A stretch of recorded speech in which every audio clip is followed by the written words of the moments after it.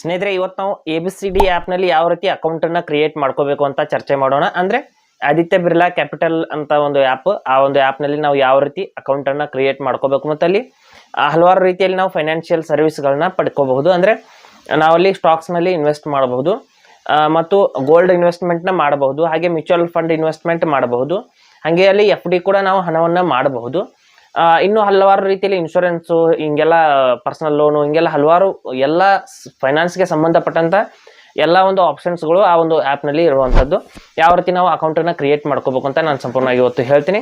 ಹಾಗೆ ನಮ್ಮ ಚಾನಲ್ಗೆ ಮೊದಲು ಬಂದಿದ್ದರೆ ದಯವಿಟ್ಟು ನಮ್ಮ ಚಾನಲ್ನ ಸಬ್ಸ್ಕ್ರೈಬ್ ಮಾಡಿ ಮತ್ತು ಪಕ್ಕದಲ್ಲಿರುವಂಥ ಬೆಲ್ ಐಕನ್ನ ಪ್ರೆಸ್ ಮಾಡಿ ನಮ್ಮ ತಂತ್ರಜ್ಞಾನ ಆಧಾರಿತ ಬೃಹತ್ ಕುಟುಂಬದ ಸದಸ್ಯರಾಗಿ. ಸ್ನೇಹಿತರೆ, ಈ ವಿಡಿಯೋ ಅನ್ನೋದು ನಾಲೆಜ್ಗೋಸ್ಕರ ಮಾತ್ರ. ಈ ಆ್ಯಪ್ ಕಡೆಯಿಂದ ನಾವು ಯಾವುದೇ ರೀತಿಯಲ್ಲಿ ದುಡ್ಡು ತೊಗೊಂಡು ನಾವು ಪ್ರಮೋಷನ್ ಮಾಡ್ತಾ ಇಲ್ಲ. ಕೇವಲ ನಾವು ಜನರಲ್ ನಾಲೆಜ್ಗಾಗಿ, ಇನ್ಫಾರ್ಮೇಷನ್ಗಾಗಿ ಈ ವಿಡಿಯೋನ ಮಾಡ್ತಾ ಇದ್ದೀವಿ. ಇಲ್ಲಿ ಪ್ಲೇಸ್ಟೋರ್ನಿಂದ ಈ ಒಂದು ಆ್ಯಪ್ನ ಇನ್ಸ್ಟಾಲ್ ಮಾಡ್ಕೊಳ್ತಾ ಇದ್ದೀನಿ. ನೀವು ಕೂಡ ಇನ್ಸ್ಟಾಲ್ ಮಾಡ್ಕೊಳ್ಳಿ. ಡಿಸ್ಕ್ರಿಪ್ಷನಲ್ಲಿ ಲಿಂಕ್ನ ಕೊಟ್ಟಿರ್ತೀನಿ. ಆ ಲಿಂಕ್ ಮೇಲೆ ಕ್ಲಿಕ್ ಮಾಡಿ ನೇರವಾಗಿ ಇನ್ಸ್ಟಾಲ್ ಮಾಡ್ಕೊಳ್ಳಿ. ಇಲ್ಲಿ ನೋಡಿ, ಮಾಡಿದ ನಂತರದಲ್ಲಿ ನಾನು ಓಪನ್ ಮಾಡ್ತೀನಿ. ಯಾವ ರೀತಿ ಪ್ರೊಸೆಸ್ ಇರುತ್ತೆ ಅಂತ ನಾನು ಸಂಪೂರ್ಣವಾಗಿ ಇಲ್ಲಿ ಹೇಳ್ತೀನಿ. ನೋಡಿ, ಇಲ್ಲಿ ಓಪನ್ ಅಂತ ನಾವು ಕ್ಲಿಕ್ ಮಾಡ್ಕೊಳ್ಳೋಣ. ಮಾಡಿದ ನಂತರದಲ್ಲಿ ಮೊದಲು ಮೊಬೈಲ್ ನಂಬರ್ ಹಾಗೂ ನಮ್ಮ ಹೆಸರನ್ನ ಹಾಕ್ಬಿಟ್ಟು ನಾವು ಲಾಗಿನ್ ಮಾಡ್ಕೋಬೇಕಾಗುತ್ತೆ. Welcome, let's go to your started ಅಂತ ಬರ್ತಾ ಇದೆ. ಇಲ್ಲಿ ನನ್ನ ಫೋನ್ ನಂಬರ್ನ ನಾನು ಹಾಕ್ತೀನಿ, ಎಂಟರ್ ಮಾಡ್ತೀನಿ. ಮಾಡಿಬಿಟ್ಟು ನಾನು ಕೆಳಗಡೆ ನಮ್ಮ ಹೆಸರನ್ನ ಹಾಕ್ಬಿಟ್ಟು ಇಲ್ಲಿ ಸೆಂಡ್ OTP ಅಂತ ನಾನು ಕ್ಲಿಕ್ ಮಾಡ್ಕೋತೀನಿ. ಅಗ್ರಿ ಆ್ಯಂಡ್ ಟರ್ಮ್ಸ್ ಆ್ಯಂಡ್ ಕಂಡೀಷನ್ನ ಅಗ್ರಿ ಮಾಡಿ ನಾನು ಸೆಂಡ್ OTP ಮೇಲೆ ಕ್ಲಿಕ್ ಮಾಡಿದ ನಂತರದಲ್ಲಿ OTP ಆಟೋಮೆಟಿಕ್ಕಾಗಿ ಇಲ್ಲಿ ವೆರಿಫೈ ಆಗಿದೆ. ಸ್ನೇಹಿತರೆ, ವೆರಿಫೈ ಆದ ನಂತರದಲ್ಲಿ ನೆಕ್ಸ್ಟ್ ಪ್ರೊಸೆಸ್ ಏನಿರುತ್ತೆ ಅಂದರೆ ಇಲ್ಲಿ ನೋಡಿ, ವೆರಿಫಿಕೇಷನ್ ಆಗ್ತಾ ಇದೆ. ಆದ ನಂತರದಲ್ಲಿ ಈ ರೀತಿ ನೋಡ್ಬೋದು, ವೆರಿಫೈ ಸಕ್ಸಸ್ಫುಲಿ ಅಂತ ಬಂತು. ಸೆಟ್ UPI ಪೇಮೆಂಟ್ ಅಂದರೆ UPI ಕೂಡ ಸೆಟ್ ಮಾಡ್ಕೋಬಹುದು. ಇಲ್ಲಿ ಸದ್ಯಕ್ಕೆ ನಾನು ಸ್ಕಿಪ್ ಮಾಡ್ತೀನಿ. Skip and go to home page ಅಂತ ನಾನು ಕ್ಲಿಕ್ ಮಾಡ್ಕೋತೀನಿ. ಹೋಮ್ ಪೇಜ್ಗೆ ಬಂದ ತಕ್ಷಣದಲ್ಲಿ ಇಲ್ಲಿ ಯಾವ ರೀತಿ ಡ್ಯಾಶ್ಬೋರ್ಡ್ ಇರುತ್ತೆ, ಯಾವ ರೀತಿ ಒಂದು ಆಪ್ಷನ್ಸ್ಗಳು ನೋಡೋದಕ್ಕೆ ಸಿಗುತ್ತೆ ಅಂತ ಇಲ್ಲಿ ಹೇಳ್ತೀನಿ. ನೋಡಿ, ನಾನು ಹೋಮ್ ಪೇಜ್ಗೆ ಬಂದಿದ್ದೀನಿ. ಬಂದ ನಂತರದಲ್ಲಿ ಇಲ್ಲಿ ನೋಡ್ಬೋದು ಸೆಟಪ್ UPI ಅಂತ ಬರ್ತಾ ಇದೆ. UPI ಬೇಕಾದರೆ ಸೆಟ್ ಮಾಡ್ಕೋಬಹುದು. ನಂತರದಲ್ಲಿ ಇಲ್ಲಿ ಕೆಳಗಡೆ ಬಂದ್ಬಿಟ್ಟು ಹೋಮ್ ಅಂತ ಒಂದು ಆಪ್ಷನ್ ಬರುತ್ತೆ. ಹೋಮ್ ಅಂತ ಬರುತ್ತೆ. ಹಾಗೆ ಇನ್ವೆಸ್ಟು, ಮೈ ಟ್ರ್ಯಾಕು, ಹಿಂಗೆಲ್ಲ ಬೇರೆ ಬೇರೆ ಆಪ್ಷನ್ಸ್ಗಳು ಇಲ್ಲಿ ನೋಡೋದಕ್ಕೆ ಸಿಗುತ್ತೆ. ಇಲ್ಲಿ ನೋಡ್ಬೋದು ರೌಂಡ್ ಆಗಿ ಒಂದು ಆಕರ್ಷಕವಾದಂಥ ಒಂದು ಡ್ಯಾಶ್ಬೋರ್ಡ್ನಲ್ಲಿ ಕೊಟ್ಟಿದ್ದಾರೆ. ಈ ಕಡೆಗೆ ನೋಡ್ಬೋದು, ಈ ಕಡೆ ಸ್ಕ್ರೋಲ್ ಮಾಡೋದ್ರಿಂದ ನಮಗೆ ಲೋನು, ಹಿಂಗೆಲ್ಲ ಲೋನ್ಗೆ ಸಂಬಂಧಪಟ್ಟಂಥ ಇಲ್ಲಿ ಹೆಲ್ತ್ ಅಂತ ಬರ್ತಾ ಇದೆ. ಇಲ್ಲಿ ಕೆಳಗಡೆ ನೋಡ್ಬೋದು, ಈ ಕಡೆಗೆ ಲೋನ್ ಅಂತ ಇದೆ. ಲೋನ್ ಮೇಲೆ ಕ್ಲಿಕ್ ಮಾಡಿದ ನಂತರದಲ್ಲಿ ಪರ್ಸನಲ್ ಲೋನು, ಬಿಸ್ನೆಸ್ ಲೋನು, ಹಿಂಗೆಲ್ಲ ಕ್ರೆಡಿಟ್ ಕಾರ್ಡ್ ಎಲ್ಲ ಬರುತ್ತೆ. ಇಲ್ಲಿ ಇನ್ಶೂರ್ ಅಂತ ಏನು ಆಪ್ಷನ್ ಇದೆ ಅಲ್ಲಿ ಕ್ಲಿಕ್ ಮಾಡಿದ ತಕ್ಷಣದಲ್ಲಿ ಇಲ್ಲಿ ನಾವು ಪರ್ಸನಲ್ ಇನ್ಶೂರೆನ್ಸ್ ಇರ್ಬೋದು, ಹೆಲ್ತ್ ಇನ್ಶೂರೆನ್ಸ್ ಇರ್ಬೋದು, ಇನ್ಶೂರೆನ್ಸ್ಗೆ ಸಂಬಂಧಪಟ್ಟಂಥ ಸೇವೆಗಳನ್ನು ತಗೋಬೋದು. ಇಲ್ಲಿ ಇನ್ವೆಸ್ಟ್ ಅಂತ ಕ್ಲಿಕ್ ಮಾಡಿದ ನಂತರದಲ್ಲಿ ಈ ರೀತಿ ನೋಡ್ಬೋದು, ಇಲ್ಲಿ ಬೇರೆ ಬೇರೆ ಆಪ್ಷನ್ಸ್ಗಳು ನಮಗೆ ನೋಡೋದಕ್ಕೆ ಸಿಗುತ್ತೆ. ನಾವೇನಾದರೂ ಇಲ್ಲಿ ಇನ್ವೆಸ್ಟ್ಮೆಂಟ್ನ ಆರಂಭಿಸಬೇಕು ಅಂದರೆ ಇನ್ವೆಸ್ಟ್ ಅಂತ ಏನಿದೆ ಅದ್ರ ಮೇಲೆ ನಾವು ಕ್ಲಿಕ್ ಮಾಡ್ಕೊಬೇಕು. ಮಾಡಿದ ನಂತರದಲ್ಲಿ ಇಲ್ಲಿ ನೋಡ್ಬೋದು gold investment, mutual fund, fixed deposit, ಆಮೇಲೆ ಸ್ಟಾಕ್ಸ್ ಹಿಂಗೆಲ್ಲ ಇದೆ. ಇಲ್ಲಿ ನಾವು ಯಾವುದಾದ್ರೂ ಮ್ಯೂಚುವಲ್ ಫಂಡನ್ನು ಇನ್ವೆಸ್ಟ್ಮೆಂಟ್ ಯಾವ ರೀತಿ ಮಾಡಬೇಕು ಅಂತ ನಾನು ಸಂಪೂರ್ಣವಾಗಿ ಇವತ್ತು ಹೇಳ್ತೀನಿ. ಯಾವುದಾದ್ರೂ ಒಂದು ಫಂಡ್ನಲ್ಲಿ ಅಥವಾ ನಾನು ಯಾವುದಾದ್ರೂ ಒಂದು ಗೋಲ್ಡ್ ಸ್ಟಾಕ್ ಇರ್ಬೋದು, ಯಾವುದಾದ್ರೂ ಒಂದು ಇಲ್ಲಿ ಒಂದು ಆಪ್ಷನ್ನ ನಾನು ಯೂಸ್ ಮಾಡಿಬಿಟ್ಟು ನಿಮಗೆ ತೋರಿಸ್ತೀನಿ. ಇಲ್ಲಿ ಮ್ಯೂಚುವಲ್ ಫಂಡ್ ಅಂತ ಕ್ಲಿಕ್ ಮಾಡ್ಕೊಳ್ಳೋಣ. ನಾವು ಮ್ಯೂಚುವಲ್ ಫಂಡಲ್ಲಿ ಇನ್ವೆಸ್ಟ್ಮೆಂಟ್ನ ಮಾಡಬೇಕು ಅಂದರೆ ಕ್ಲಿಕ್ ಮಾಡಿದ ನಂತರದಲ್ಲಿ ಇಲ್ಲಿ ನೋಡ್ಬೋದು choose and complete and start ಅಂತ ಇದೆ. ಅಂದರೆ KYC ಕಂಪ್ಲೀಟ್ ಮಾಡಿದ ತಕ್ಷಣದಲ್ಲಿ ನಮ್ಮ ಒಂದು ಇನ್ವೆಸ್ಟ್ಮೆಂಟ್ ಅನ್ನೋದು ಇಲ್ಲಿ ಸ್ಟಾರ್ಟ್ ಆಗುತ್ತೆ ಅಂತ ಹೇಳ್ತಾ ಇದೆ. ಇಲ್ಲಿ ಯಾವ ರೀತಿ KYC ಕಂಪ್ಲೀಟ್ ಮಾಡಬಹುದು ಅಂತಲೂ ಕೂಡ ನಾನು ಹೇಳ್ತೀನಿ. ಇಲ್ಲಿ ನಾವು ಇನ್ವೆಸ್ಟ್ಮೆಂಟ್ನ ಸ್ಟಾರ್ಟ್ ಮಾಡಬೇಕು ಅಂದರೆ ಇಲ್ಲಿ ನೋಡ್ಬೋದು, ಇಲ್ಲಿ ಹಲವಾರು ರೀತಿ ಫಂಡ್ಸ್ಗಳು ನೋಡೋದಕ್ಕೆ ಸಿಗುತ್ತೆ. ಇಲ್ಲಿ ವ್ಯೂ ಆಲ್ ಫಂಡ್ಸ್ ಅಂತ ನಾವು ಕ್ಲಿಕ್ ಮಾಡಿದ ತಕ್ಷಣದಲ್ಲಿ ಇಲ್ಲಿ ನೋಡ್ಬೋದು, ಇಲ್ಲಿ ಎಲ್ಲ ಫಂಡ್ ಡೀಟೇಲ್ಸ್ಗಳು ಬರ್ತಾ ಇದೆ, ಎಷ್ಟು ರಿಟರ್ನ್ಸ್ ಇಲ್ಲಿ ಸಿಗ್ತಾ ಇದೆ. ಹಾಗೆ ಪಕ್ಕದಲ್ಲಿ ಮಿನಿಮಮ್ ಇನ್ವೆಸ್ಟ್ಮೆಂಟ್ ಎಷ್ಟು ಅಂತಲೂ ಕೂಡ ತೋರಿಸ್ತಾ ಇದೆ. ಇದರಲ್ಲಿ ಯಾವುದಾದ್ರೂ ಒಂದು ಫಂಡನ್ನು ನಾವು ಇನ್ವೆಸ್ಟ್ ಮಾಡಬೇಕು ಅಂದರೆ ಯಾವುದಾದ್ರೂ ಒಂದು ಫಂಡನ್ನು ನಾವು ಸೆಲೆಕ್ಟ್ ಮಾಡ್ಕೋಬೇಕಾಗತ್ತೆ. ಇಲ್ಲಿ ಮೇಲ್ಗಡೆ ಸರ್ಚ್ ಕೂಡ ಇದೆ ಸ್ನೇಹಿತರೆ. ಸರ್ಚಲ್ಲಿ ಯಾವುದಾದ್ರೂ ಒಂದು ಫಂಡನ್ನು ನಾವು ಸರ್ಚ್ ಕೂಡ ಮಾಡ್ಕೋಬೋದು. ಈ ರೀತಿ ನಾವು ಸರ್ಚ್ ಕೂಡ ಮಾಡ್ಕೋಬೋದು. ನಂತರದಲ್ಲಿ ಇಲ್ಲಿ ಇನ್ವೆಸ್ಟ್ ಇನ್ ಒನ್ ಟೈಮ್ ಅಥವಾ SIP ಅಂತ ಇದೆ. SIP ಅಂದರೆ ಪ್ರತಿ ತಿಂಗಳು ಕಟ್ಟಾಗೋ ಹಾಗೆ ಮಾಡೋದು. ಒನ್ ಟೈಮ್ ಅಂದರೆ ಒಂದು ಸಾರಿ ಇನ್ವೆಸ್ಟ್ಮೆಂಟ್ ಮಾಡಿ ಬಿಟ್ಬಿಡೋದು. ಇಲ್ಲಿ ಯಾವುದಾದ್ರೂ ಒಂದು ನೀವು ಸೆಲೆಕ್ಟ್ ಮಾಡ್ಕೋಬೋದು. ನೋಡಿ, ಸರ್ಚ್ನಿಂದ ನೀವು ಬೇಕಾದರೆ ತಗೋಬೋದು. ಇಲ್ಲಿ ಯಾವುದಾದ್ರೂ ಇಲ್ಲಿಂದನೇ ಇಲ್ಲಿ ಒಂದು ಲಿಸ್ಟ್ ಏನಿದೆ ಆ ಲಿಸ್ಟಿನಿಂದನೂ ಕೂಡ ನೀವು ಇನ್ವೆಸ್ಟ್ಮೆಂಟ್ನ ಮಾಡ್ಕೋಬೋದು. ನಾನು ಯಾವುದಾದ್ರೂ ಒಂದು ಇನ್ವೆಸ್ಟ್ಮೆಂಟ್ನ ಸೆಲೆಕ್ಟ್ ಮಾಡ್ತೀನಿ. ಮಾಡಿದ ನಂತರದಲ್ಲಿ ಇಲ್ಲಿ ನೋಡಿ ಈ ರೀತಿ ತೋರಿಸ್ತಾ ಇದೆ ಸ್ನೇಹಿತರೆ. ನಂತರದಲ್ಲಿ ಇಲ್ಲಿ ಕೆಳಗಡೆ ಇನ್ವೆಸ್ಟ್ ಇನ್ ದಿಸ್ ಫಂಡ್ ಅಂತ ಒಂದು ಆಪ್ಷನ್ ಬರುತ್ತೆ. ಅಲ್ಲಿ ನಾವು ಕ್ಲಿಕ್ ಮಾಡ್ಕೋಬೇಕಾಗುತ್ತೆ.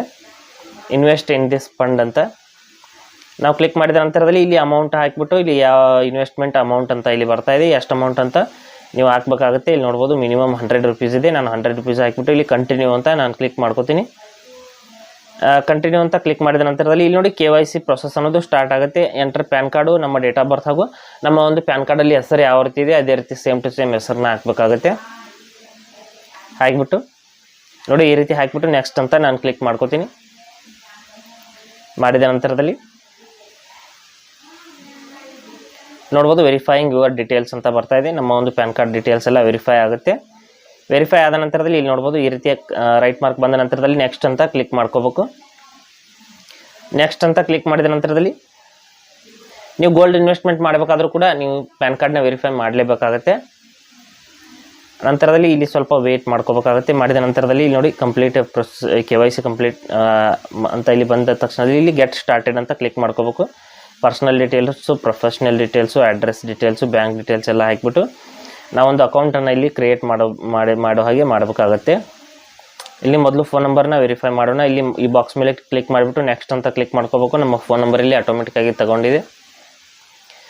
ಮಾಡಿದ ನಂತರದಲ್ಲಿ ಇಮೇಲ್ ಅಡ್ರೆಸ್ನ ಹಾಕಬೇಕಾಗುತ್ತೆ. ನಮ್ಮ ಇಮೇಲ್ ID ಹಾಕಿಬಿಟ್ಟು ಮತ್ತೆ this email is belongs to me ಅಂತ ಕ್ಲಿಕ್ ಮಾಡಿಬಿಟ್ಟು ನೆಕ್ಸ್ಟ್ ಅಂತ ಕ್ಲಿಕ್ ಮಾಡ್ಕೊಳ್ಳೋಣ. ಇಲ್ಲಿ ನೋಡಿ ಈ ಒಂದು ಬಾಕ್ಸ್ ಮೇಲೆ ಈ ರೀತಿ ಕ್ಲಿಕ್ ಮಾಡಿಕೊಂಡು ನೆಕ್ಸ್ಟ್ ಅಂತ ಕ್ಲಿಕ್ ಮಾಡ್ಕೊಳ್ಳೋಣ. ಮಾಡಿದ ನಂತರದಲ್ಲಿ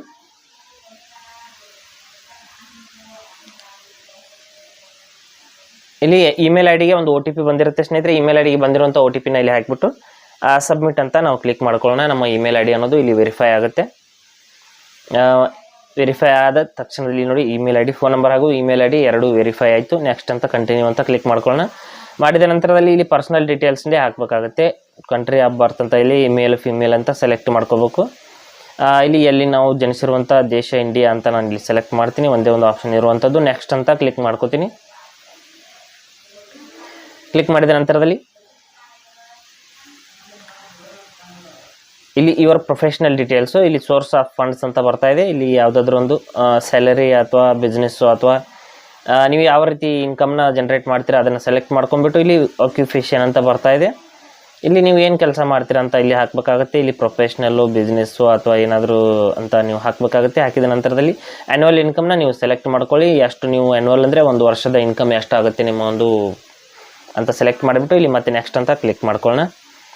ಮಾಡಿದ ನಂತರದಲ್ಲಿ ನಮ್ಮ ಅಡ್ರೆಸ್ನ ಇಲ್ಲಿ ಹಾಕಬೇಕಾಗುತ್ತೆ. ನಮ್ಮ ವಿಳಾಸವನ್ನು ಇಲ್ಲಿ ಫಸ್ಟ್ ಲೈನು, ಸೆಕೆಂಡ್ ಲೈನು, ನಮ್ಮ ಏನು ವಿಳಾಸ ಏನಿರುತ್ತೆ ಅದರ ಒಂದು ಲ್ಯಾಂಡ್ ಮಾರ್ಕು ಎಲ್ಲ ನಮ್ಮ ಡಿಸ್ಟಿಕ್ಕು, ತಾಲೂಕು ಅಥವಾ ನಮ್ಮ ಸಿಟಿ ಯಾವುದಿರುತ್ತೆ ಎಲ್ಲವನ್ನು ಹಾಕಿಬಿಟ್ಟು ಇಲ್ಲಿ ಈ ರೀತಿ ನೆಕ್ಸ್ಟ್ ಅಂತ ಮತ್ತೆ ಕ್ಲಿಕ್ ಮಾಡ್ಕೊಳ್ಳೋಣ. ಮಾಡಿದ ನಂತರದಲ್ಲಿ ನಮ್ಮ ಅಕೌಂಟ್ ನಂಬರ್ನ ಇಲ್ಲಿ ವೆರಿಫೈ ಮಾಡಬೇಕಾಗುತ್ತೆ. ನಮ್ಮ ಬ್ಯಾಂಕ್ ಅಕೌಂಟು ಇಲ್ಲಿ ಸೇಫ್ ಇದೆ ಸ್ನೇಹಿತರೆ, ಕೊಡ್ಬೋದು, ನೋ ಪ್ರಾಬ್ಲಮ್. ಅಕೌಂಟ್ ನಂಬರ್ ಮಾತ್ರ ತಗೊಳುತ್ತೆ.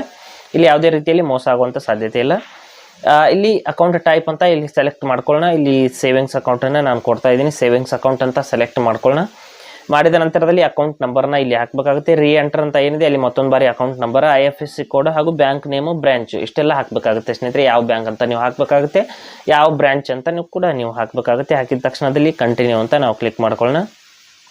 IFSC ಕೋಡ್ ಹಾಕಿದ ತಕ್ಷಣದಲ್ಲಿ ಆಟೋಮೆಟಿಕ್ಕಾಗಿ ಅದು ಬ್ಯಾಂಕ್ ನೇಮ್ ಹಾಗೂ ನೀವು ಬ್ರಾಂಚನ್ನು ತಗೊಳುತ್ತೆ, ನೋ ಪ್ರಾಬ್ಲಮ್. ಇಲ್ಲಿ ಅಕೌಂಟ್ ಅನ್ನೋದು ವೆರಿಫೈ ಆಗುತ್ತೆ ಸ್ನೇಹಿತರೆ. ನಮ್ಮ ಅಕೌಂಟ್ ನೋಡ್ಬೋದು ಈ ರೀತಿ bank account has been verified successfully. Next ಅಂತ ಕ್ಲಿಕ್ ಮಾಡ್ಕೊಳ್ಳೋಣ. ಮಾಡಿದ ನಂತರದಲ್ಲಿ ಇಲ್ಲಿ ನೋಡಿ ಈ ಎರಡು ಬಾಕ್ಸ್ ಮೇಲೆ ನಾವು ಟಿಕ್ ಮಾಡಿಬಿಟ್ಟು ಸಬ್ಮಿಟ್ ಅಂತ ಕ್ಲಿಕ್ ಮಾಡ್ಕೋಬೇಕು.